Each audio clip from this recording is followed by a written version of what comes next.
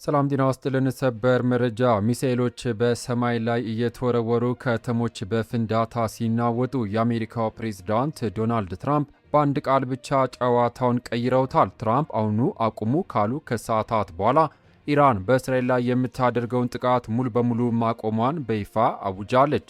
ነገር ግን አትታለሉ፣ እውነታው እንደምታስቡት ቀላል አይደለም። ከዚህ ድንገተኛ እጅ መስጠት በስተጀርባ በአሜሪካና በኢራን መካከል የተደረገ እጅግ አስደንጋጭ የሚስጥር ደብዳቤ ልውውጥ በቁጥጥር ስር ውሏል። በሌላ በኩል ሁቲዎች በቀይ ባህር ላይ የእስራኤል የባህር ጉዞ ላይ አስደንጋጭ እርምጃ መውሰዳቸው እንዲሁም የኤርትራው ፕሬዝዳንት በቀይ ባህር ቀጠና ውጥረት በነገሰበት ወቅት ወደ ግብፅ ማምራታቸው ተገልጧል። ጉዳዩ ምንድን ነው? በዝርዝር መረጃው ይዘን ቀርበናል።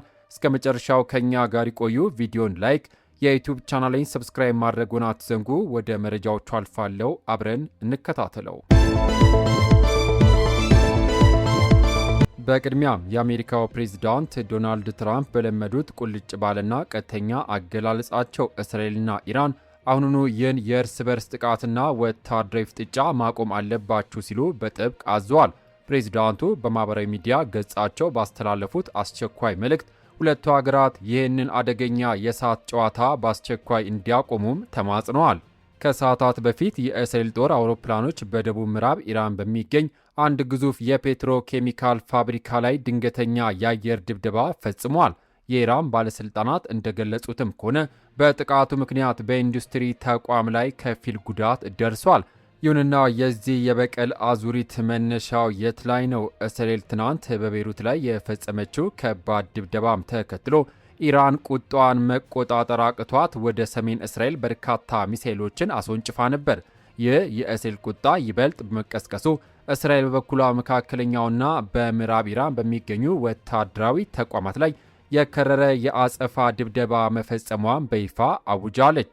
ይሁንና በኢራን ዋና ከተማ ቴህራን ውስጥ ተከታታይና አስፈሪ ፍንዳታ ድምፆች ከተሰሙም በኋላ የከተማዋ ነዋሪዎች አይናቸውን ወደ ሰማይ ሰቅለው ነበር። በወቅቱ የኢራን አየር መከላከያ በቴህራን ሰማይ ላይ እያንዣበች የነበረችውን አንድ ድሮን መትቶ መጣሉ የሀገሪቱ ሜር የዜና ወኪል በሰበር ዜናነቱ ዘግቦታል። ሰማዩ በጭስና በእሳት ሲያሸበርቅ፣ ዲፕሎማሲው ደግሞ ከጀርባ ሌላ እሳት እየጫረ ይገኛል። ይህ በእንዲህ እንዳለ ከበስተጀርባው ያለው እጅ ማን ነው? የዲፕሎማሲው ፍጥጫ አሁን ደግሞ ጉዳዩን ይበልጥ አነጋጋሪ ወደሚያደርገው የፖለቲካ ቁማር እንሻገር። የኢራን የውጭ ጉዳይ ሚኒስትር ቃል አቀባይ እስማኤል ባጋይ በሰጡት መግለጫ ለእስራኤል ጥቃት ዋነኛዋን ተጠያቂ አድርገው የጠየቁት አሜሪካን ነው። የሚገርመው ነገር ግን እስራኤል ይህን ያጸፋ ምላሽ ከመስጠቷ ቀድሞ የአሜሪካ ባለሥልጣናት ለሁለቱ ሀገራት መገናኛ ብዙሃን እንደተናገሩት የፕሬዝዳንት ትራምፕ አስተዳደር ለእስራኤሉ ጠቅላይ ሚኒስትር ቤንጃሚን ኔታንያሁ በኢራን ላይ ጥቃት እንዳይሰነዝሩ አስጠንቅቀው ነበር። ነገር ግን እስራኤል ይህን ማስጠንቀቂያ ወደ ጎን ትታ እርምጃ መውሰዷም ተገልጿል። በዋሽንግተንና በቴል አቪቭ መካከል ያለው አቋም ማናጋቱ ቃል አቀባዩ ባጋይ ጠቁሟል። ይህ የእስራኤል ግትር አቋም በአሜሪካ ባለሥልጣናት ፍላጎት ላይ በቀጥታ የሚጋጭን በመሆኑ በትንሽም ቢሆን በሰላም ድርድሩ ላይ ጥቁር ጥላ ያሳርፋል ሲሉ ስጋታቸውን ገልጸዋል። ክቡራትና ክቡራን የዩቲዩብ ቻናል ቤተሰቦች፣ ታዲያ ይህ የሀያላኑ ፍጥጫ ወዴት እያመራ ይሆን? ትራምፕ ይብቃ ያሉትን ትዕዛዝ ሁለቱ ሀገራት ሰምተው ጠመንጃቸውን ያወርዳሉ ወይስ ዓለም ሌላ የጦርነት ቀውስ ውስጥ ትገባለች? ነገን ለማወቅ ዛሬም በትዕግስት መታዘብ ይሻላል እንደሚባለው እኛም ጉዳዩን በቅርበት እየተከታተልን ለእናንተ የምናደርስ ይሆናል። ወደሚቀጥለው ሌላኛው መረጃ አልፋለሁ። በሌላ ዜና የዶናልድ ትራምፕ የአንድ ቃል ትዕዛዝ። ፕሬዝዳንት ዶናልድ ትራምፕ ሁለቱ ሀገራት በአስቸኳይ ተኩስ እንዲያቆሙ ባስተላለፉት ጥብቅ ማሳሰቢያ ማግስት የኢራን ሀታም አላምቢያ የጋራ ወታደራዊ አዛዥ ሰኞ ዕለት ባወጣው መግለጫ በእስራኤል ላይ ሲሰነዘር የነበረውን ጥቃት በይፋ ማቆሙን አስታውቋል። ወታደራዊ አዛዡ ይህን ውሳኔ የሰጠው እስካሁን የተካሄደው ፍጥጫ ለዓለም አሳዛኝ ምላሽ መሆኑን በመግለጽ ነው። ይህን ተከትሎ የእስራኤል አመራሮች በኢራን ሰማይ ላይ ምን አድረጉ? ነገሩ በዚህ ብቻ አያበቃም። እዚህ ጋር ነው ትልቁና አግራሞትን የሚፈጥረው ሚስጥር ያለው።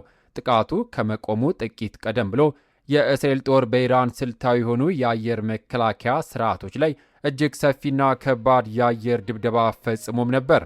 የእስራኤል አየር ኃይል በኩራት እንደገለጸው ይህ የሰኞ ጥቃት በኢራን አየር ክልል ውስጥ ያለምንም ስጋት እንደ ልብ ለመንቀሳቀስ የሚያስችለውን የነጻነት በር በሰፊው ከፍቶለታል። የቀደመ የዘገየ ተቀደመ እንደሚባለው እስራኤል ቀድማ የአየር መከላከያ ማውደሟ የኃይል ሚዛኑ ወደ እሷ ያዘነበለው ይመስላል።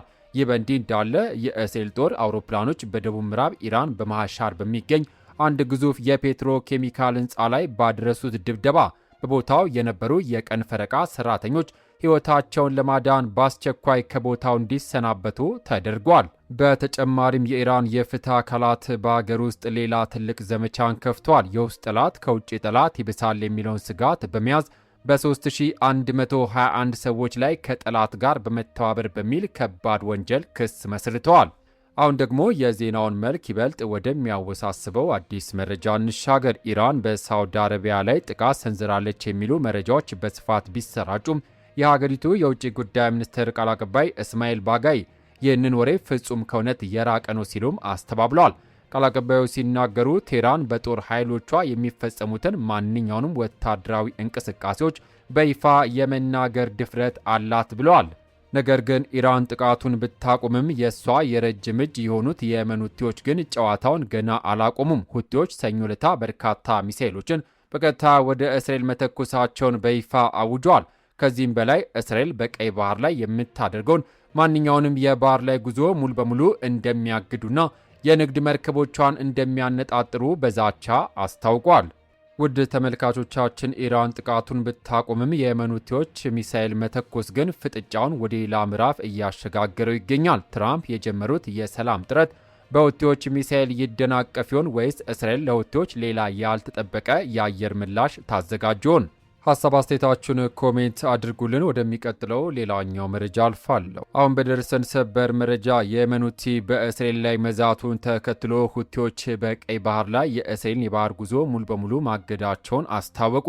የየመን ሁቲዎች በቀይ ባህር በሚደረግ በእስራኤል የባህር ጉዞ ላይ ፍጹምና ሙሉ እገዳ እንደሚጥል ያስታወቀም ሲሆን በውሃ መንገዱ ላይ ከእስራኤል ጋር ግንኙነት ያላቸው መርከቦች ዳግም ኢላማ እንደሚደረጉ ገልጿል። ቡድኑ ባወጣው መግለጫ የእስራኤል ኢላማዎች ላይ ያነጣጠረ የሚሳኤል ጥቃት ማድረሱን ገልጾ የሚሳኤል ጥቃቶቹ የተፈለገው ግብ በዝርዝር መጥተዋል ብሏል። በእስራኤል ላይ የተፈጸመው የሚሳኤል ጥቃት እስራኤል በኢራን፣ በፊሊስጤም፣ በሊባኖስ፣ በኢራቅና በየመን ለፈጸመችው ወራሪ ምላሽ መሆኑን ቡድኑ ገልጿል።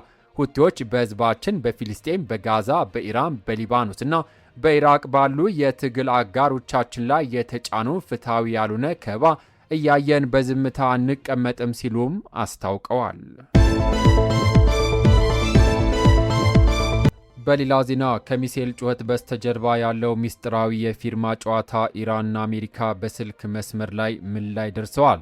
የኢራን የውጭ ጉዳይ ሚኒስትር ቃል አቀባይ እስማኤል ባጋይ በሰጡት እጅግ አስገራሚ ጋዜጣዊ መግለጫ ሀገራቸው ከአሜሪካ ጋር የምታደርገው የዲፕሎማሲያዊ መልእክት ልውውጥ በጭራሽ አላቋረጠችም ሲሉ የዓለምን መገናኛ ብዙሃን ጉድ አሰኝቷል። ምንም እንኳን ቃል አቀባዩ የሚስጥራዊ ግንኙነት እስከ ትናንት ምሽት ድረስ መቀጠል አለመቀጠሉን በግልጽ ባያረጋግጡም በሁለቱ ሀገራት መካከል ያለው ድልድይ ግን አሁንም እንዳልፈረሰ በይፋ አሳይተዋል። ይህ በእንዲህ እንዳለ የፓኪስታኑ መልእክተኛና የተሸሸገው ሚስጥራዊ ደብዳቤ ከ2 ቀናት በፊት ወደ ቴህራን በድንገት የገቡት የፓኪስታን የአገር ውስጥ ጉዳይ ሚኒስትር ሞሺን ናቂፍ ጉዞ ነው። ፓኪስታን በአሜሪካና በኢራን መካከል ባለው በዚህ ታላቅ የሰላም ድርድር ውስጥ ቁልፍና ሚስጥራዊ ሚና እየተጫወተች ትገኛለች። ሚኒስትር ናቂፍ ወደ ቴህራን ያቀኑት ዝም ብሎ አልነበረም። ከፓኪስታን መሪ ተነስቶ በቀጥታ ለኢራኑ ከፍተኛ መሪ ለሞጅተባ ኻሜኒ የተላከ እጅግ ሚስጥራዊ ደብዳቤ በእጃቸው ይዘው ነው። የጉዟቸው ዋነኛ ዓላማም ይኸው የተጀመረው ድርድር እንዳይቋረጥና ውይይቱ በሰላም እንዲቀጥል ለማገዝ እንደሆነም ታውቋል። የዜና የወጣው አንዳንድ የኢራን መገናኛ ብዙሃን እስራኤል በሊባኖስ የምታደርገው ከባድ ጥቃት በመቃወም ቴህራን ከዋሽንግተን ጋር የነበራት ማንኛውም ግንኙነት ሙሉ በሙሉ አቋርጣለች ብለው ከዘገቡ ከሳምንት በኋላ ነው። ነገር ግን እውነታው ሌላ ነበር። ቴህራንና ዋሽንግተን ባለፈው የፈረንጆቹ ዓመት ሚያዝያ 8 የተኩስ አቁም ስምምነት ካደረጉ ጊዜ ጀምሮ በየቀኑ በሚስጥር መልእክት ሲለዋወጡ መቆየታቸው መረጃው ያሳያል። እንዲያውም ጉዳዩን ይበልጥ ለማጠናከር የሁለቱ ሀገራት ከፍተኛ ልዑካን በፓኪስታኗ ዋና ከተማ ኢስላማባድ ተገናኝተው በአካል ረጅም ሰዓታት የፈጀ ሚስጥራዊ ውይይት ማድረጋቸውም ይታወሳል። ክቡራትና ክቡራን የዩቱብ ቻናል ቤተሰቦች በአደባባይ ዛቻና የሚሳኤል ውርጅብኝ በስተጀርባው ደግሞ የሚስጥር ደብዳቤና የስልክ ልውውጥ። ታዲያ ይህ ሚስጥራዊ የዲፕሎማሲ ቁማር ለመካከለኛው ምስራቅ እውነተኛ ሰላምን ያመጣ ይሆን ወይስ ከጀርባ የተፈረመው ስምምነት በቅርቡ ይፋ ሆኖ ዓለምን ያስደነግጣል? ለዚህ ሚስጥራዊ ድርድር ውጤት በቀጣይ ምን መረጃ እንደሚወጣ አብረን የምናየው ይሆናል። ወደሚቀጥለው ወደ መጨረሻው ዲያስኩላችሁ መረጃ አልፋለሁ። በመጨረሻም የኤርትራው ፕሬዝዳንት በቀይ ባህር ቀጠና ውጥረት በነገሰበት ወቅት ወደ ግብፅ ማምራታቸው ተገልጿል። የኤርትራው ፕሬዝዳንት ኢሳያስ አፈወርቂ በትናንትናው ዕለት የ3 ቀናት የሥራ ጉብኝት ለማድረግ ካይሮ ገብተዋል።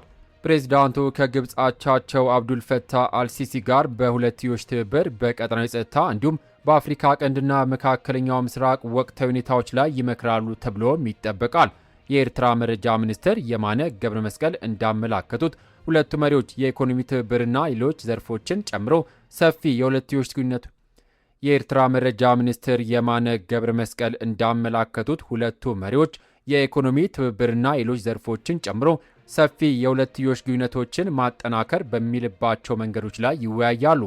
ውይይቱ በአፍሪካ ቀንድ፣ በቀይ ባህር ጸጥታና በሰፊው የመካከለኛ ምስራቅ ቀጠና ላይ ባሉ ጉዳዮች ላይም ትኩረት እንደሚያደርግ መረጃው ጠቁሟል። ክቡራትና ክቡራን የዩቱብ ቻናል ቤተሰቦች እንግዲህ የዓለም ፖለቲካ መጋረጃው ሲገለጽ የምናየው እውነታ ይህን ይመስላል። በአደባባይ የሚሳኤል ጩኸትና ዛቻ፣ ከጀርባ ደግሞ በሚስጥራዊ ደብዳቤዎች የሚመራ ዲፕሎማሲ። የመካከለኛው ምስራቅ ጉዳይ ገና ብዙ ያልተሰሙ ሚስጥሮችን ወደፊት ይዞ እንደሚመጣ ጥርጥር የለውም። ታዲያ የእናንተ አስተያየት ምንድነው? ኢራን ጥቃቱን ያቆመችው በእውነት የትራምፕን ቀይ መስመር ፈርታ ነው ወይስ ከጀርባው ከአሜሪካ ጋር የተደራደረችው ሌላ ትልቅ ሚስጥር ይኖራል?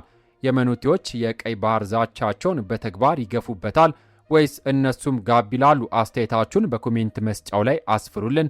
ከሀገር ውስጥና ከውጭ የሚሰሙ ሰበር መረጃዎች በሰዓታት ልዩነት እንዲደርሷችሁ ቪዲዮን ላይክ ማድረጋችሁንና ለወዳጅ ዘመዶ ሼር ማድረጉን አዘንጉ። ከሁሉ በላይ ደግሞ የደውል ምልክቷን በመጫን የቻናላችን ቤተሰብ እንድትሆኑ በአክብሮት እንጋብዛለን። ከሰዓታት በኋላ በሚሰማ በአዳዲስ መረጃ እስከምንገናኝ በያለንበት የዓለም ዳርቻ ሰላም ለሀገራችን፣ ሰላም ለዓለም ይሁን። ቸር እንቆይ።